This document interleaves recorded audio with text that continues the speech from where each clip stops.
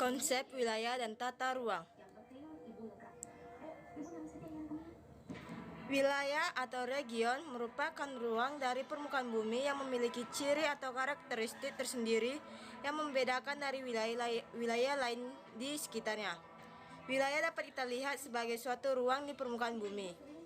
Wilayah memiliki ukuran yang bervariasi atau luas hingga sempit, yang terdiri atas berbagai komponen seperti biotik, abiotik, dan kultural atau budaya. Komponen biotik wilayah meliputi makhluk hidup seperti manusia, hewan, dan tumbuhan. Komponen abiotik meliputi tanah, air, dan udara. Komponen budaya meliputi kebudayaan dan teknologi. Contoh wilayah formal dan fungsional seperti pada gambar. Wilayah formal adalah suatu wilayah di muka bumi yang dicirikan berdasarkan keseragaman tertentu. Wilayah formal sering disebut wilayah yang seragam. Wilayah formal pada umumnya didasarkan pada kesamaan topografi, jenis batuan, iklim, dan vegetasi yang terdapat di muka bumi. Misalnya kondisi geografi Jawa Barat, bagian selatan yang merupakan topografi pegunungan yang berada di daerah subduksi lempeng. Wilayah formal ditandai oleh adanya asosiasi areal yang bersifat fisik atau biotik.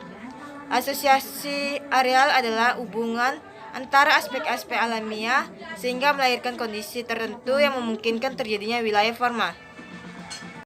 Wilayah fungsional adalah wilayah yang memiliki ciri kegiatan yang berhubungan dengan pusat kegiatan, contohnya Jakarta, Bogor, Bekasi, dan Tangerang. Wilayah fungsional ditandai dengan adanya arus kegiatan transportasi dan komunikasi yang akhirnya menunjang pertumbuhan dari setiap wilayah tertentu tersebut. Wilayah fungsional sangat erat kaitannya dengan kejadian objek di permukaan bumi seperti tanah longsor atau erosi, gempa bumi, dan letusan gunung api. Perwilayahan secara formal adalah perwilayahan yang didasarkan atas gejala atau objek yang ada di tempat tersebut atau perwilayahan berdasarkan kepada administrasi pemerintahan. Beberapa contoh perwilayahan secara formal yaitu sebagai berikut. Yang pertama, Provinsi Nangro Aceh Darussalam, yang merupakan perwilayahan formal berdasarkan batas-batas yang jelas sesuai dengan undang-undang yang berlaku. Yang kedua, daerah pertanian, yang merupakan perwilayahan formal berdasarkan pada jenis tanaman dan pengolahan lahan. Yang ketiga, daerah pegunungan, yang merupakan perwilayahan formal berdasarkan pada morfologi berupa ketinggian dan kemiringan lereng. Yang keempat, daerah hutan, yang merupakan perwilayahan formal berdasarkan pada jenis vegetasi seperti hutan produksi dan hutan lindung.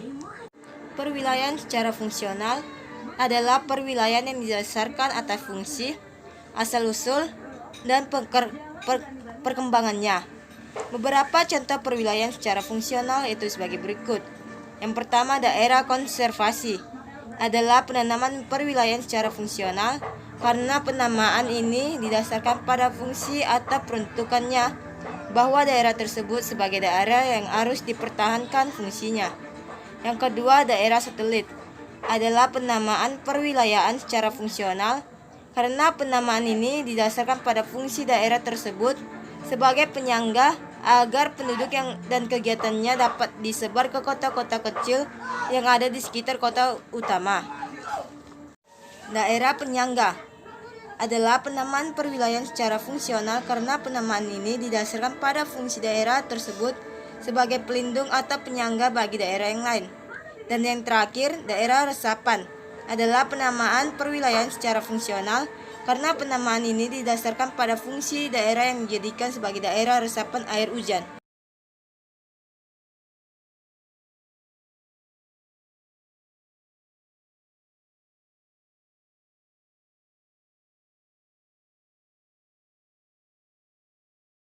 Struktur rencana tata ruang menurut Undang-Undang Nomor 24 Tahun 1992 yaitu dapat kita lihat pada gambar.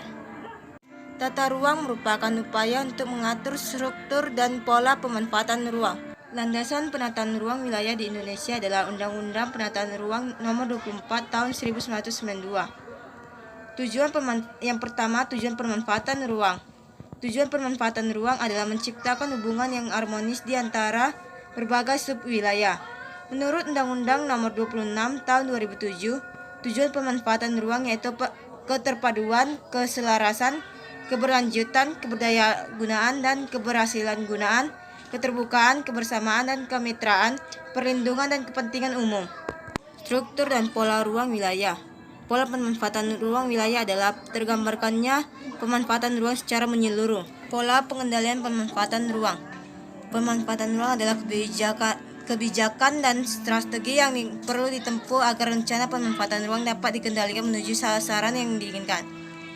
Setiap daerah memiliki ruang wilayah yang berbeda